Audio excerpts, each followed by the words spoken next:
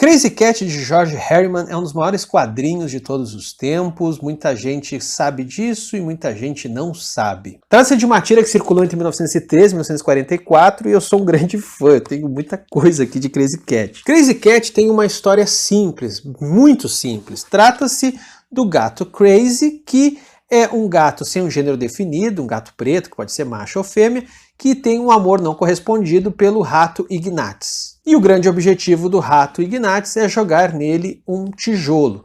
E toda vez que ele acerta um tijolo na cabeça de Crazy, Crazy interpreta isso como uma demonstração de afeto. Contudo, essa relação é triangulada pelo oficial Puppy, um cachorro que tem o objetivo de prender Ignatz por atirar tijolos na cabeça de Crazy. Tudo isso acontece no condado de Coconino, que é uma versão estilizada do condado de mesmo nome no Arizona, que se tornou um tanto célebre por construir esses cenários um tanto surrealistas, um tanto oníricos para as tiras de Crazy Cat. A sofisticação de Crazy Cat, portanto, está no trabalho do George Herriman de contar sempre a mesma história de uma nova maneira. É um exercício muito rico, muito inteligente de repetição de um mesmo tema. E ele faz isso se utilizando de todos os recursos que a história em quadrinho permite. Portanto, não só ele trabalha com variações da história, mas ele utiliza de layouts distintos, ele tensiona a linguagem dos quadrinhos ao limite. Apesar de muitos considerarem hoje Little Nemo de Winsor McCay como a primeira história em quadrinhos arte, né, que é uma coisa um tanto criticável, discutível. Em sua época, foi Crazy Cat a primeira história em quadrinhos a ser pensada artisticamente. Em 1924, 24, galera, tá? Vocês têm que pensar que naquela época ninguém estava pensando história em quadrinhos enquanto arte. Em 24, Gilbert Seldes, um crítico cultural, no livro The Seven Lively Arts, ou As Sete Vívidas Artes, comenta as histórias em quadrinhos, dá um destaque muito especial às histórias em quadrinhos e dentre todas as histórias em quadrinhos daquele período, joga Crazy Cat lá em cima. Mais do que isso, George Herriman é ovacionado como um grande gênio.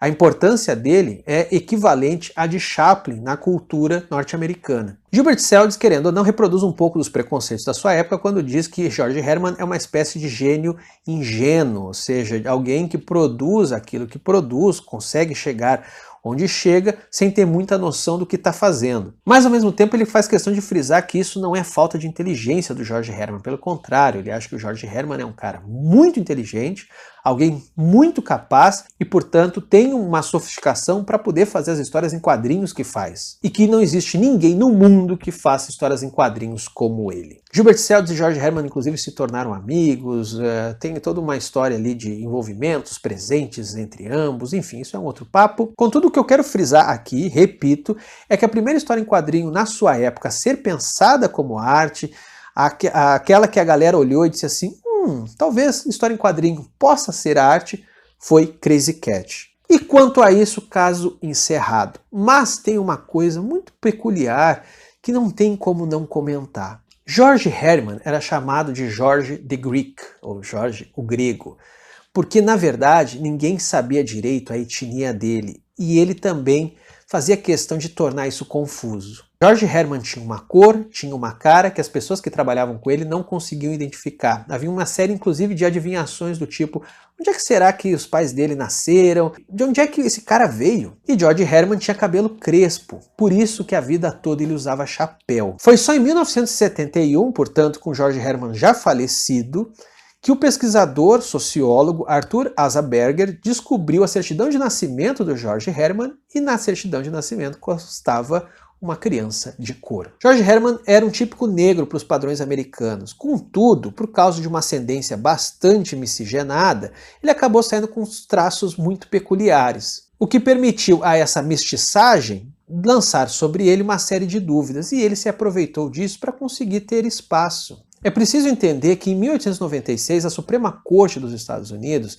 decidiu que brancos e negros deveriam ocupar espaços diferentes, desde que fossem da mesma qualidade, o que na prática nunca aconteceu. Era a doutrina dos separados mais iguais. E para que essa doutrina funcionasse, as pessoas precisavam delimitar se elas são brancas ou são negras. Para os mestiços, né, o que nós chamávamos aqui até pouco tempo atrás de mulatos, isso era uma coisa muito problemática, porque a pessoa tinha que basicamente dizer, olha, eu sou isso ou aquilo, eu fiquei numa espécie de limbo. E a família de George Herriman, que era toda de mestiços, que é uma palavra hoje em dia que é até horrível falar, mas enfim, só para situar historicamente, a família do George Herman, quando se mudou para a Califórnia, que o George Herman ainda é pequenininho, de uma hora para outra se tornou toda ela branca. E desde então passou a constar em todas as documentações que o próprio George Herman era um cara branco. É muito doido a gente parar para pensar do tipo, pô, mas a gente está falando de documentos. A pessoa, a cor da pele não mudou, certo? E existem pessoas que conviveram com George Herman que dão relatos do tipo,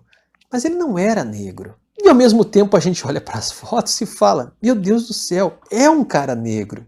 Existe hoje todo um esforço na pesquisa para tentar identificar de fato quais são as etnias na família do George Herman, porque ali tem uma mistureba muito grande, negros, indígenas, espanhóis, enfim, tem uma galera na família dele. O que é interessante aqui é pensar sobre como essa negritude é invisibilizada, o quanto que pessoas negras são invisíveis em vários níveis. O primeiro nível é historiográfico mesmo, né? Ou seja, a gente não reconhece pessoas negras como pessoas pioneiras, como pessoas capazes de terem protagonizado grandes eventos históricos, como, por exemplo, ter sido o primeiro cara a ser reconhecido como um grande artista de histórias em quadrinhos. Mas essa negação da negritude está inclusive no contato empírico, tá? Quando você está diante de pessoas que são visivelmente negras ou que possuem na sua fisionomia, possuem traços negroides, pessoas que você de cara bate o olho nela e diz assim, pô, tem aí uma ascendência negra, isso é muito visível. Só que você simplesmente invisibiliza isso, você não vê isso, você só quer enxergar, na verdade, aquela coisa branca, a norma branca, porque isso é o que dá uma espécie de valor à pessoa, é isso que inclusive se configura como um elogio, por isso que você diz para a pessoa o seguinte, ah, você é moreninho, você é bronzeado, inclusive quando essa mesma pessoa às vezes diz assim, não, eu sou negro, eu sou negra, aí você diz assim, não, que isso, não fala isso, também não é exagero, negro é o cara lá da África, não é você. A gente acaba caindo numa espécie de neymarização do pensamento, do cara que às vezes até se diz antirracista, mas negro são os outros. Como vocês bem sabem, aqui é a minha opinião, eu já fiz vários vídeos sobre isso, a gente tem que desconstruir identidades. Eu acho que as identidades têm que explodir, as diferenças de raça, de gênero, de etnia, todas têm que ir para o espaço. Mas desconstrução de identidade não se faz de qualquer jeito. E começa desconstruindo a principal das identidades, que é a identidade branca. É a identidade branca que é a norma das relações. É a identidade branca que é o grande signo de poder da sociedade. É a identidade branca que torna invisível um negro, mesmo quando você está diante dele. E parece que eu estou aqui dando uma militada, mas não é, galera. Eu estou só falando assim, ó, precisamos fazer algo muito simples e muito óbvio. Reconhecer, eventualmente, que um artista, um quadrinista genial é negro. E o caso do George Herman é exemplar. Ou seja, o nosso primeiro grande quadrinista a ser reconhecido como um grande artista era negro e ninguém se deu conta.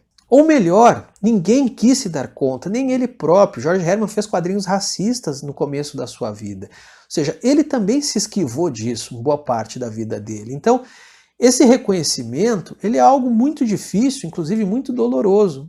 Mas a gente tem que passar por isso. Depois que a gente passar por isso, a gente pode dizer assim, ok, agora foda-se se ele era negro, se ele era branco, se ele era amarelo, se ele era vermelho, se ele era azul. Então é isso, pessoal. Digo aí o que vocês concordam, o que vocês discordam. Peço uma ponderação especial a uma galera assim que às vezes é muito patrulheira, que pega um argumento inteiro e procura uma palavrinha que talvez não encaixou bem e diz assim, olha, isso que você disse é errado e, portanto, tudo que você disse não vale. Eu estou muito disposto a aprender, mas calma, tá? Acho que dá pra gente conversar sem que as pessoas precisem ficar policiando as outras, sem que todo o debate caia numa espécie de denúncia moral. Fica então meu desejo que você se inscreva aqui no canal, curta esse vídeo, compartilhe se você gostou. Seja também um apoiador do Quadrinhos na Sarjeta, nós temos uma campanha de financiamento corrente no Catarse, nos apoie lá, tem recompensas bacanas e siga a gente também no Instagram @sarjeta.